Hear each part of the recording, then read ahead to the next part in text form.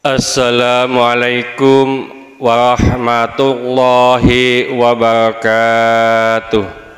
Sebelum kita baca hadis, saya bertanya ini. Tadi sholat subuh, ini Abah Solikin ini bisa khusyuk enggak itu tadi? Khusyuk berapa rakaat? Ya, jadi sholat kalau tidak khusyuk sama sekali itu tidak mendapatkan pahala apa-apa. Jadi banyaknya pahala sholat itu sebanding dengan kekhusyuan kita. Sholatnya apakah sah? Sah. Pokoknya syarat rukun sholat dipenuhi, sholatnya sah. Sah dan tidak diterima itu bagaimana sih? Sah itu tidak ngulangi. Kalau tidak diterima itu tidak mendapatkan pahala. Di kitab Du'atun Nasihin itu ada cerita begini. Nabi SAW itu pernah kumpul-kumpul semacam ini. Lalu saat kumpul-kumpul ini ada sahabat yang masuk sambil menangis dan sedih. Koya-koya Abah Solikin ketok iki. Ya Rasulullah, ada apa sahabat? Ngapunten, maaf, saya ini kalau sholat tidak bisa khusyuk. Apakah sholat saya diterima? Nah, Rasulullah belum menjawab. Sayyidina Umar sudah jawab, sholatmu enggak diterima. Orang ini sedih, tapi sedihnya tidak terlalu. Kenapa? Karena yang jawab Sayyidina Umar, bukan Rasulullah. Masuk iyo. Nah gitu loh. Akhirnya tanya kepada Rasulullah, ya Rasulullah, apakah yang disampaikan Umar itu betul? Apa jawab Rasulullah? Iya, betul. Jadi kalau kita sholat tidak khusyuk, sholat kita tidak diterima oleh Allah Subhanahu wa Ta'ala. Nah, tidak diterima itu kita nanti di akhirat jangan sampai menanyakan mana pahala sholat saya. Umpamanya, ya, ada orang, saya itu loh sholat duhur 4 rakaat, 4 rakaat semuanya khusyuk. Nih ada orang ngomong begitu, jawabannya embel. Ya, sulit untuk khusyuk itu, Pak. Nah, Rasulullah Shallallahu Alaihi Wasallam, setiap orang yang mengadu kepada Rasulullah pasti ada solusinya. Ya, beda saya umpamanya mengadu kepada Pak Solikin, Pak Solikin, awakku kalau luar kabeh, kolesterolku tinggi 200, ya, asam uratku itu apa jawabannya? Sampai 200, aku gitu 250 ya. Jawabannya begitu, malah nyumpeki kalau kita menghadap ke orang lain itu. Rasulullah tidak ada sumpek, ada sulit, Rasulullah punya solusi, ya. Jadi punya jawaban. Nah, jawabannya begini. Kalau kamu itu sholatnya belum bisa khusyuk, maka ada 2 hal yang kamu kerjakan. Tambal sholat yang tidak khusyuk itu dengan sholat qobliyah ba'diyah. Ya, ngapunten, subuh ini juga ada qobliyahnya atau sholat sunnah fajar. Ya, khairun minad dunya wa ma fiha. 2 rakaat sholat sunnah fajar itu lebih bagus daripada dunia seisinya. Oleh karena itu ngapunten, ni iso upayakan kita itu sholat qobliyah subuh atau sholat sunnah fajar. Karena mayoritas ulama mengatakan sholat sunnah fajar itu identik atau sama dengan sholat qobliyah subuh. Itu 2 rakaat saja. Ya, 2 rakaat itu kalau saya 2 menit, Pak. Nih bapak-bapak wis apal nemen mungkin sak menit wis iso, Pak.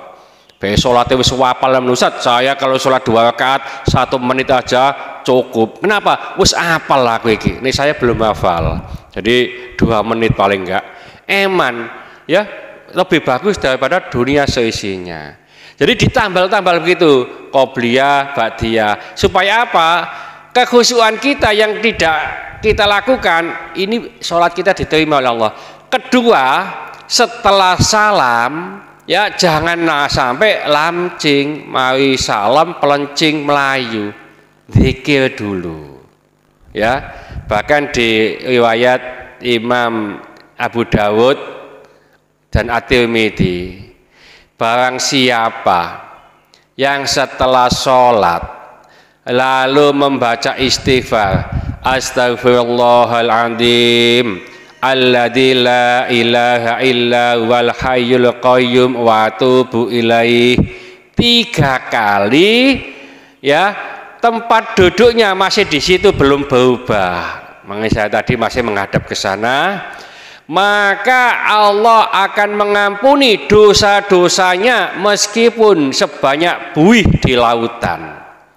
Jadi kalau setelah sholat jangan sampai tidak zikir. Gampang kan Pak? Yang biasa sudah kita lakukan dan semuanya hafal. Astaghfirullahaladzim alladzi la ilaha illa wal hayyul qayyum wa atubu ilaih 3 kali belum berubah duduknya ya. Nah tadi juga ada zikir ya, zikir subhanallah subhanallah subhanallah begitu ya. Ini ada hadis sahih, bisa dilihat di kitab Riyadhus Shalihin. Di Madinah ya, jadi kaum Ansor atau orang yang melarat-melarat kayak awak dhewe ngene Pak, ini mengadu kepada Rasulullah, ya Rasulullah, orang-orang kaya di antara kami itu telah meninggal, dia membawa pahala yang banyak, mereka sholat, kami juga sholat. Wong melarat kan ya sholat Pak ya, wong sugih ya sholat ya. Mereka puasa, kami juga puasa. Wong sugih poso, wong melarat poso. Tapi mereka bisa umroh, kami tidak bisa. Mereka bisa sodako, kami tidak bisa sodako. Kalah Pak.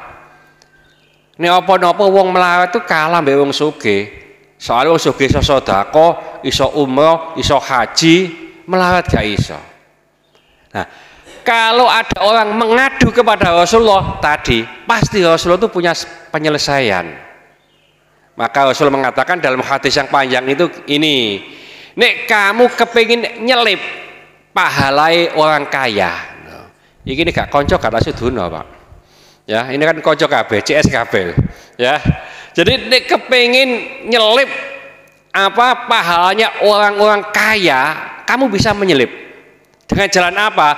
Setelah sholat bacalah subhanallah subhanallah 33 kali, alhamdulillah alhamdulillah 33 kali, Allahu Akbar Allah 33 kali ditambah 1 34, jadi genap 100. Nek kamu lakukan yang semacam itu, kamu bisa nyelip pahala orang kaya.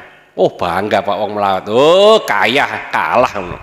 Akhirnya 1 minggu sudah dilakukan, balik maneh, ya Rasulullah ono apa maneh, ngapunten kami yang melarat yang miskin ini sudah melakukan yang demikian itu. Ya wis bener, tibake wong sugih-sugih krungu ya melakukan lho, kalah maneh iki. Ya, yang kaya-kaya itu juga melakukan.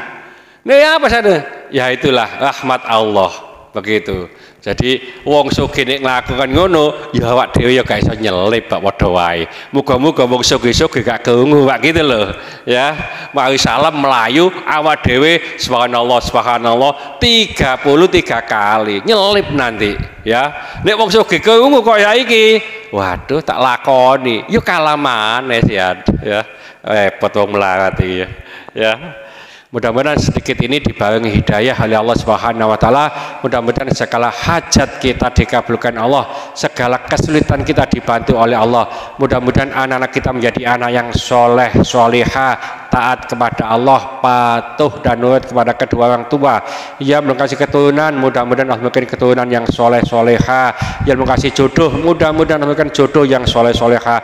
Mudah-mudahan di antara kita, keluarga kita, handetolan kita, tetangga-tetangga kita yang saat ini sedang sakit, baik di rumah sakit maupun di kediaman, mudah-mudahan Allah cepat mengangkat penyakitnya, menyembuhkan penyakitnya, dan mudah-mudahan Allah memberikan kesabaran kepada yang sakit, dan dengan kesabaran ini mudah-mudahan Allah mengangkat seluruh dosa-dosanya, dan mudah-mudahan Allah mengampuni dosa-dosanya orang yang mendolimi kita. Al-Fatihah. Bismillahirrahmanirrahim. Wal asri innal insana lafi khusrin illa alladziina amanu wa 'amilus sholihati wa tawassaw bil haqqi wa tawassaw bis sabr. Subhanaka wa bihamdika asyhadu an la ilaha illa anta astaghfiruka wa atubu ilaik. Wassalamualaikum warahmatullahi wabarakatuh. Allahumma sholli ala sayyidina Muhammad